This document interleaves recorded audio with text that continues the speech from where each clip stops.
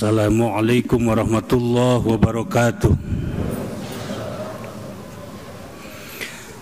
Bismillahirrahmanirrahim. Wabillah wabifadlillah wabisyafaati rasulillah wala hawla wala quwata illa billah. Ayyuhal hadirun ittaqullah haqqa tuqatihi wa la tamutunna illa wa antum muslimun. Bapak Ibu jamaah salat subuh Masjid Pusdai yang kita banggakan ini, yang saya cintai, dalam setiap saat kita itu patut bersyukur karena Allah begitu baik kepada kita. Apa yang kita butuhkan disediakan oleh Allah. Disadari atau tidak, kita bisa hidup sampai saat ini karena fasilitas-fasilitas dari Allah. Kita butuh melangkah, Allah menyediakan kaki. Kita butuh memegang, Allah menyediakan tangan. Kita butuh melihat, Allah menyediakan mata. Kita butuh bicara, Allah menyediakan mulut. Kita butuh mendengar, Allah menyediakan telinga. Dan yang lain-lainnya juga. Semua yang kita butuhkan, yang kita perlukan, Allah sediakan. Dan itu setiap detik, setiap saat, dalam setiap putaran waktu kita nikmati fasilitas Allah itu. Bahkan kalau kita cerdas, mau kreatif, itu fasilitas-fasilitas Allah. Apa yang ada dalam diri kita saja, bila digali, bila kita olah, itu bisa menghasilkan banyak keuntungan buat diri kita. Banyak orang yang diuntungkan dengan menggali ciptaan-ciptaan Allah, fasilitas Allah ini. Allah menyediakan rambut untuk melindungi kepala kita. Dibaca oleh orang-orang cerdas. Sekarang berdiri pabrik minyak rambut, pabrik sampo, pabrik sisir, ada salon, tukang-tukang cukur. Mereka jadi kaya raya dengan menggali hasil dari ciptaan Allah ini. Jadi kalau kreatif juga menghasilkan keuntungan. Dengan adanya mata, banyak orang mendapat keuntungan. Siapa? Kameramen, tukang foto. Itu semuanya karena adanya mata yang diciptakan oleh Allah, fasilitas buat kita. Dari mulut banyak orang yang kaya raya. Siapa? Mubalik, kori, tukang obat. Itu banyak keuntungan. Bahkan pantat saja bisa jadi uang. Coba, siapa yang dapat keuntungan dengan pantat? Tuh Dewi Persik, Zaskia Gotik, Syahrini, Ayu Ting Ting radhiyallahu anha. Itu semuanya dari ciptaan Allah. Mereka kreatif. Terlepas positif ataupun negatif dia cara memperlakukannya. Dan kita perlu percepatan. Allah sediakan Ramadan. Kita butuh cepat diampuni dosa, butuh cepat dikabulkan permohonan. Kita butuh cepat mendapat lipat ganda pahala kebaikan-kebaikan. Allah menyediakan Ramadan. Coba, ini fasilitas dari Allah. Dan hanya orang yang tahu harga Ramadan, yang bisa memanfaatkan fasilitas di bulan Ramadan, yang akan merasakan manfaatnya, yang akan merasakan percepatan-percepatan itu. Yang menjadi pertanyaan, masih banyak sampai saat ini orang yang tidak merasakan indahnya Ramadan. Mengapa masih banyak orang yang tidak merasa indah dengan hadirnya Ramadan? Ramadan datang itu merasa biasa-biasa saja. Datang saatnya berpuasa, puasa jadi beban. Mau berinfak berat mengeluarkan harta. Bangun malam malas, qiyamul lail malas, dilaksanakan tapi dengan berat hati, tidak ada keindahan. Salatnya, puasanya, qiyamul lailnya, zakatnya, infaknya, itu terasa beban buat dirinya. Tidak ada indah-indahnya. Sekarang sudah mencapai di penghujung Ramadan, tidak ada keindahan di akhir Ramadan. Hasil Ramadan dalam satu bulan itu merasa biasa-biasa saja. Mengapa bisa seperti itu? Kata seorang ulama dalam satu kitab itu menjelaskan bahwa orang merasa tidak indah di akhir ketika dia punya satu amal atau beribadah. Apa penyebabnya? Pertama, karena hilangnya mahabbah, lunturnya mahabbatullah, kecintaan kepada Allah. Dengan lunturnya cinta, maka di situ semangat hilang. Mungkin minimal semangatnya menyurut. Dan pondasi dari cinta itu adalah iman. Maka keimanan seseorang, keimanan kita bisa diukur sejauh mana kita punya kecintaan kepada Allah, punya mahabbah. Dan cinta itu bukan hanya janji, tapi butuh bukti. Buktikan. Dan bukti dari cinta menimbulkan energi dalam setiap gerak kita. Ibadah tidak ada energi kalau tidak ada cinta, Pak. Bapak, Ibu semuanya hadir di tempat ini, di Masjid Pusdai ini. Mengapa? Karena dorongan cinta. Kalau Bapak Ibu tidak ada cinta, ngapain ngantuk-ngantuk? Susah-susah harus datang ke masjid, apalagi harus itikaf. Kan enakan main nongkrong, apalagi di akhir Ramadan. Tidur lebih nikmat. Kalau tidak ada mahabbah, tidak mungkin Bapak Ibu hadir di sini. Bapak merasa indah, enak, enjoy, dan merasakan kenikmatan hadir di masjid ini karena ada mahabbah. Coba anak Bapak yang sudah remaja suruh, "Jang pangmelikeun gasnya ka warung." Loba nu nolak. Atuh Pak, ujang teges gede manya kudu ngajingjing gas, gengsi atuh era atuh. Ku bapana dititah meuli gas ka warung gengsi. Embung. Tapi ditelepon ku ka bogohna, "Deb, di mana?" "Di rumah." "Sibuk?" "Henteu." "Jemput nengnya di mana?" "Di Pangalengan." "Teu boga motor ge nginjem teu ngadadak." Ini ngebiur. Nah nu ngadorongna cinta. Dengan adanya cinta itu energi pas semangat. Bapak anyara nikah malaman pertama jeung bojo malaman pertama heesna calawak indah we katinggalina. Kenapa? Masih ada mahabbah, ada cinta. Coba sekarang sudah 60 tahun, rambut uban bertabur, pandangan sudah lamur, pendengaran sudah kabur, kulit mulai kendur, gigi satu persatu gugur, ngomong sudah ngawur, simpang siur, makan jeung bubur, disentak hate ratuk tagiwur, nyorocot kana tur, nyeri awak sakujur, ningali nu calangap keur sare di wulan bantal tah. Kenapa? Tidak ada hilang mahabbahnya. Jadi Pak, membawa energi itu cinta itu. Kalau ibadah tanpa cinta itu layu, surut semangatnya. Salat, mau ke masjid, kalau ada cinta itu hebat Pak. Kalau ada mahabbatullah, ada cinta kepada Allah, tidak ada hambatan itu masuk ke masjid berangkat. Hujan, aya payung. Poek, aya obor. Leur, aya iteuk. Tidak ada alasan untuk tidak berangkat. Kenapa? Yang mendorongnya dalam mahabbah cinta. Kalau tidak ada cinta mah berat Pak. Apalagi kalau yang azannya itu tidak mengundang selera. Banyak kan di kampung-kampung, kalau di Pusdai kan azan qori yang indah, enak, seninya bagus. Tapi lihat di pelosok-pelosok yang azan, barudak umur 80 tahun. Allahu Akbar, Allahu Akbar. Kan boro-boro hayang indit, keur mah hujan, keur mah leleur, mending ngarengkol deui, nu hudang ge sarare deui.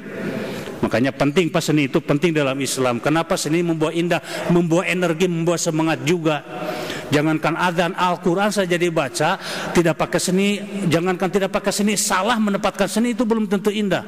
Pernah ada orang Tionghoa teman saya masuk Islam jadi mualaf, musim Maulid Nabi naik panggung baca Quran Pak. Logatnya logat Tionghoa, dan nggak enak itu. Walaupun Quran yang dibaca logat Tionghoa, baca Quran Iqra bismillah bikal ladzi khalaq. Khalaqal insana min alaq. Iqra walau bukal aqlam. Anu ngajawab teh lain Allah, hayya. Kenapa? Tidak pas seninya. Apalagi Al-Quran. Adzan juga demikian. Jadi seni itu membawa indah. Semangat itu bisa didorong dengan rasa cinta. Saya ingin memberikan satu kisah teladan. Mudah-mudahan jadi inspirasi buat kita. Dulu di zaman Nabi ada sahabat seorang pemuda yang bernama Handolah. Handolah itu seorang pemuda yang kalau fisiknya kurang bagus lah, tarang nong-nong untuk ompong pipi kemong awak kerang kebong pagawan metonggong pokoknya nama goreng cek lahiriah nama miskin hirup deh. Nah itu Handolah jatuh cinta pada seorang wanita yang cantik namanya Jamilah. Jamilah itu kan bahasa Arab, bahasa kitanya artinya itu cantik. Jamilah itu karena memang parasnya cantik namanya Jamilah. Tapi di kampung saya cenah aya ngaran Jamilah tapi goreng beungeut na kembaya tong diprotes. Da teu kudu sarua jeung beungeut ngaran makeun we. Nah, dulu itu Jamilah. Siapa Jamilah? Putra Abdullah bin Ubay. Abdullah bin Ubay itu seorang munafik di zaman Nabi. Tapi dulu walaupun Abdullah bin Ubay itu seorang munafik, dia itu anaknya digiring untuk cinta kepada Rasulullah. Walaupun munafik tapi tahu bagaimana kapasitas Rasul. Handolah cinta kepada Jamilah. Tapi dulu seorang sahabat kalau mencintai itu tidak ujuk-ujuk datang melamar. Dia datang minta syafaat kepada Rasulullah, minta dibantu kepada Rasulullah. Lapor dulu, etika dulu Pak sama guru itu, laporan, tidak ujuk-ujuk. Ya Rasulullah, aku cinta sama Jamilah anaknya Abdullah bin Ubay. Oh gitu, iya. Terus aku minta dilamarkan oleh engkau kepada Jamilah buat aku. Itu tahu Pak. Sebab dulu itu kalau Rasul yang datang, Rasul yang bicara, mau bagaimanapun hati orang itu tidak bisa menolak kalau Rasul yang bicara. Makanya strategi Handolah itu datang melalui Rasulullah. Dan Rasul benar datang kepada Abdullah bin Ubay, melamarkan untuk Handolah putri Abdullah bin Ubay, Jamilah. Itu dilamar melalui Rasulullah. Abdullah bin Ubay tidak bisa menolak, langsung menerima. Jamilah lihat wajah Handolah kan tidak berselera. Tapi walaupun begitu kan dia itu taat sama orang tua, cinta sama Rasulullah. Makanya Bapak kalau punya rasa cinta kepada seorang wanita yang cantik, entong maka minder Pak. Handolah ge pede we heula. Ah cenah da urang mah goreng itu mah geulis. Buat yang anu geulis teh resep kana goreng Pak pantunya urang. Pede we heula. Makanya dulu juga itu Handolah pede, strateginya melalui Rasulullah benar diterima. Pas sudah diterima, ditikahkan. Setelah nikah, malaman pertama ini suami istri biasa berlangsung suami istri, hubungan suami istri. Nah, ketika malaman pertama jam 3 itu menghadapi perang Uhud. Malaman pertama sekitar jam 3 Sofyan, seorang pimpinan kafir datang menyerang. Rasulullah ngomong kepada para sahabat, hei sahabat, semuanya siap-siap, Sofyan sudah datang menyerang pimpinan kafir. Kalian para sahabat bersiap-siap untuk berperang. Umar bin Khattab kemudian mengumumkan kepada semua umat Islam, kepada para sahabat, hei semuanya siap-siap, perang. Termasuk Handolah, seorang sahabat Rasul. Itu Handolah mendengar ada pengumuman perang, langsung dia turun dari tempat tidur, loncat dan bicara kepada istrinya Jamilah yang baru dikawini. Wahai Jamilah istriku tercinta, malam ini aku izinkan ingin berangkat berperang mengikuti Rasulullah sallallahu alaihi wasallam, dan aku memang sudah berjanji kepada Allah. Sebelum aku melamarmu, aku berjanji, ya Allah, jika aku mendapatkan Jamilah, aku rela mati di medan tempur untuk berjihad. Dan sekarang akan aku buktikan. Doakan aku supaya mati syahid. Coba, malaman pertama kalau minta didoakan maut Pak, minta didoakan mati syahid berarti didoakan maut ya. Padahal malaman pertama kene. Itu Jamilah karena istri salehah. Oh hei suamiku, rajaku, idaman hatiku, kalau memang engkau cinta Rasulullah, berangkat. Eta apa istri soleh mah deh ngadukung. Kan urang ayeuna malam pertama buat urang minta izin ke dibetot, tai akang atuh panena teh kagere malam pertama geus minta cuti heula itu ayeuna mah. Entong wakarurusuhan digawe. Pan kitu urang mah nya. Sok urang mah nikah we minta cuti saminggu 2 minggu pan lamun rekawinan teh. Dulu itu malam pertama sudah berangkat kerja. Perang itu. Dan Handolah langsung Pak mecut kuda, mesat pedang, berangkat ke medan tempur perang. Dan Handolah itu masuk ke medan tempur indah melihat musuh-musuh itu, ditebas-tebasnya itu musuh-musuh Islam itu, sampai dalam kitab itu dijelaskan ratusan musuh mati bergelimpangan oleh pedang Handolah. Saking semangatnya, mengapa? Didorong oleh cinta istri, didorong oleh cinta kepada Allah, didorong oleh ruhul jihad. Itu indah Handolah menebas orang-orang kafir. Dan ketika tiba saatnya memegang Sofyan sebagai pimpinan kafir itu Handolah. Kalau saat itu Sofyan ditebas oleh Handolah dan mati, sudah umat Islam menang dalam perang itu, perang Uhud. Tapi kan perang Uhud kalah umat Islam itu. Kenapa? Itu Handolah mau menebas, sudah dipegang itu leher Sofyan. Dari belakang ternyata panah datang. Ada berasan panah yang menancap di tubuh Handolah.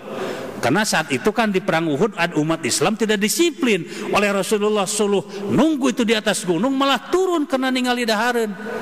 Melihat harta gonima, tertarik singhoreng di belakang, musuh Islam sudah siap untuk nyerang balik. Dan Handolah kena tuh. Belasan panah menancap di punggungnya dan dia mati di situ, mati syahid, bergelimpangan mayat. Setelah selesai perang, diangkat-angkat itu mayat dan ketemu mayat Handolah. Kata sahabat, ya Rasulullah, ini Handolah, ini Handolah. Dan ketika diangkat tubuh Handolah, si darahnya itu mengucur mengalir seperti yang dikucur air. Sebersih tubuhnya, darahnya itu mengucur, mengalir ke bawah seperti yang dibersihkan oleh air. Para sahabat kaget, ya Rasulullah, kenapa ini Handolah? Kok darahnya seperti yang dialiri oleh air sehingga bersih tubuhnya? Bagaimana kata Rasulullah? Ra'aitu malakan yaghsilul Handolata baina sama'i wal arbi muznin minal fiddah. Aku melihat Handolah dimandikan oleh para malaikat dari langit dan bumi menggunakan air yang ditempatkan di wadah yang dari perak, kata Rasulullah. Jadi Rasul melihat itu Handolah seperti air yang ada mengucur ke darah. Itu malaikat sedang memandikan Handolah, kata Rasulullah. Rasul pun kaget. Dan beliau itu menemui istrinya, menemui Jamilah, bertanya, wahai Jamilah, suami engkau itu Handolah mati syahid. Kan kalau mati syahid itu sudah tidak harus dimandikan, langsung dikubur saja. Tapi saya melihat itu Handolah dimandikan oleh para malaikat. Ada apa dengan Handolah? Kata Rasulullah nanya kepada Jamilah, oh ya Rasulullah, aku lupa memberitahu bahwa sebetulnya tadi malam itu suamiku habis berhubungan intim dengan aku, dan dia tidak sempat untuk bersuci keburu berangkat perang. Jadi ternyata Rasulullah itu masih junub dan disucikan oleh malaikat, dimandikan oleh para malaikat.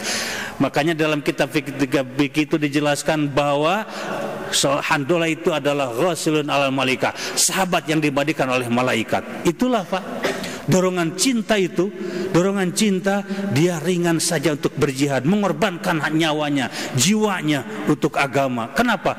Ada mahabbatullah di situ, mahabbatul Rasulullah, mahabbatul Islam.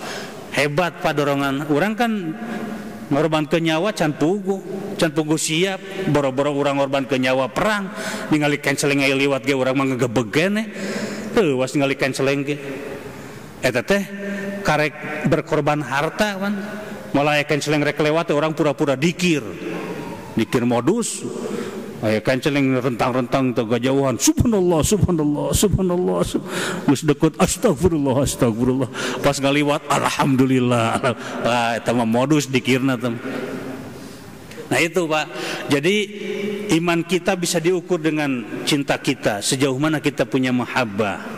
Makanya untuk menguji iman itu Allah dalam setiap kehidupan yang kita rasakan itu semuanya ujian. Kata Allah, kullu nafsin dha'iqatul maut wa nabluukum bisyarri wal khair. Semua yang bernyawa itu akan mati, kata Allah. Karena akan mati, akan maut, kata Allah, wa nabluukum bisyarri wal khair. Aku uji dengan keburukan dan kebaikan. Jadi Pak, apa yang kita rasakan yang baik, yang buruk itu semua ujian. Bapak menang keuntungan, menang jabatan, menang kebongkaran, menang bati, menang kabunga, ulah KGR. Eta ge ujian ti Allah. Kom orang menang kabangkrutan mah, menang kasusah, menang kapeurih, eta ujian. Yang baik, yang buruk itu ujian. Apa ciri ujian? Tidak ada yang sempurna. Di dunia itu apa yang sempurna? Tidak ada. Semuanya ada kekurangannya. Kadang ibu-ibu punya suami ganteng tapi bodoh. Ngomong teh tara nyambung, capek. Cek tetangga tebu suami mini gantengnya, tapi tong diajak ngobrolnya tempokeun hungkul. Tara nyambung pan. Bapak kadang punya istri cantik, glowing, kinclong, tapi perawatan sebulan 4 juta, gaji 4,5 juta atau beak perawatan, pancape teteh. Di situ ujiannya Pak, tidak ada yang sempurna. Ayah istri teh gratis, gaya perawatan bulanan teman, murah, ngan era memawa kaditu ka dieu. Cari karena onangan tinggi itu ngeula bawa entong sekalian erek karena onangan kekeh hayang milu di hareosan heula jug mamati heula tong bareng cenah tuh kan capek apa teh, disitulah ujiannya. Makanya kalau bapak punya istri cantik heug cerewet sing sabar eta teh ujianana Pak cerewet. Cenah abdi mah goreng patut cerewet eta mah musibah. Di situ Pak, di situ diuji kecintaan kita itu tulus atau tidak. Yang kedua terakhir, yang membuat kita tidak happy ending, tidak indah dalam beribadah. Ketika akhir Ramadan tidak ada keindahan, puasa tidak indah. Mengapa? Yang kedua, fokus yang hilang. Minimal salah fokus.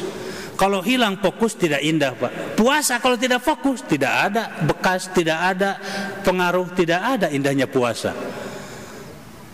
Rasulullah mengajarkan ketika berpuasa, kalau ada orang yang mengajak bertengkar, ucapkan inni shaim. Sampaikan kepada dia, aku sedang berpuasa. Jangan terpengaruh. Kan orang kalau tidak fokus justru ningali aya nu nyarekan di lawanan, aya nu ngajak gelut di gelutan, aya nu ngomongkeun di ontrog. Nah eta teh fokus Pak. Jadi puasa itu jadi tidak indah. Kenapa? Kita terpengaruh dengan orang lain, dengan omongan-omongan orang, dengan pengaruh orang. Justru itulah ujian buat kita, dan di situ kita tergoda, terpengaruh. Jadi tidak indah karena fokus kita yang sok lagi puasa, lagi taraweh saja. Kalau kita punya amaliyah taraweh mau 11 mau 23, fokus dengan amaliyah kita, tidak usah usil dengan orang lain.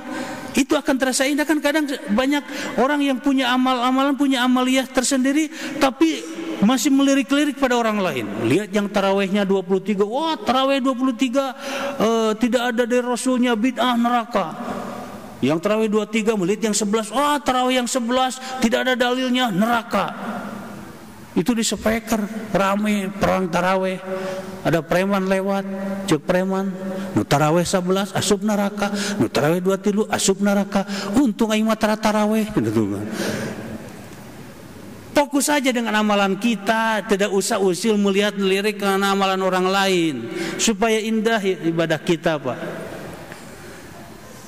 Coba sholat kita tidak fokus. Fokus itu bahasa agamanya itu khusyuk Pak. Kalau tidak khusyuk itu tidak indah. Lagi sholat kepikiran kemana-mana. Kan kalau khusyuk itu fokus saja. Dalam sholat itu mengingat Allah. Karena ingin sampai kepada Allah. Sholat kita bukan ingin sampai ke ladang, bukan ingin sampai ke kantor, bukan ingin sampai ke tempat olahraga. Sholat kita ingin sampai kepada Allah, fokus kepada Allah. Karena sampai itu bagaimana hati yang menyampaikan. Hati kepada Allah sampai kepada Allah. Hati ke kantor sampai ke kantor sholatnya. Kan kadang kita tidak fokus lagi sholat, makanya sholatnya tidak ada pengaruh apa-apa buat kehidupan, buat akhlaknya. Karena kita tidak fokus lagi sholat, uang 50.000 hilang di pikiran, detengareuna sholat lagi Pak. Allahu Akbar nakamana atuh duit tehnya. Tadi teti warung di pulangan asa nama Allahu Akbar. Dicokot gitu ke pemajikan, alah piraku sami Allah. Ayo we terus. Karena duit. Sadar-sadar sudah atahiyat. Assalamualaikum warahmatullahi wabarakatuh. Assalamualaikum warahmatullahi wabarakatuh. Oh diinjem ku si solihin tuh. Wah sudah Pak, tidak fokus hancur. Makanya pernah ini ada ilustrasi, seorang anak datang kepada ibunya, mah ujang mah moal daek ka masjid deui. Nah kunaon gitu, naon di masjid teh geuningan aya nu ukur sarare, hareureuy ngarobrol, parebut snack, parebut aqua. perebut sahur. Jadi lain ari ibadah kan katingali nama ujang mah moal ka masjid deui. Oh kitu jang cek indungna. Muhun. Tapi nya omat anjing kedah ka masjid di amanat mah kumaha kitu ujang nyanak gelas nu diisi cai. Ujang coba ngurelingan masjid. Tapi mama amanat eta cai ulah aya nu ngecelak saeutik oge. Ujang ngureling di jero masjid. Diturutkeun Pak da ka indung beureunan. Isukna moal gelas na cai nguriling budak teh. Nguriling. Beres balik ke rumahna entos jang atos mah ai tadi ujang nuju moal gelas ngurilingan di masjid ningali teh di masjid anu hareureui anu ukur ngarobrol henteu naha pan ujang fokus ningali gelas supaya bisi cai anu ngecelak ningali teh nu sarare henteu naha pan fokus ningali gelas ningali teh aya ukur ngoprek HP henteu cenah teu katempo. Nah, da ujang na fokus kana gelas. Tak itu maksudna mah. Lamun ujang boga tujuan, ulah sok ningalian batur, fokus kana tujuan ujang. Bae batur rek siga kumaha wae rek sare rek heureuy rek ngoprek HP, kumaha manehanana ujang mah fokus tujuan naon ibadah we. Tong kapanguran ku batur. Nah, itulah fokus ilustrasi, Pak. Kita kalau ingin mencapai tujuan, jangan banyak larak lirik, fokus saja. Ingin kita mendapat ridho Allah, ingin meraih surga, fokus saja. Jadi keimanan bisa diukur sejauh mana fokus kita dalam ibadah. Mudah-mudahan Ramadan ini membawa indah buat kita dengan fokusnya dari kita dan tumbuhnya mahabbah dalam hati kita. Assalamualaikum warahmatullahi wabarakatuh.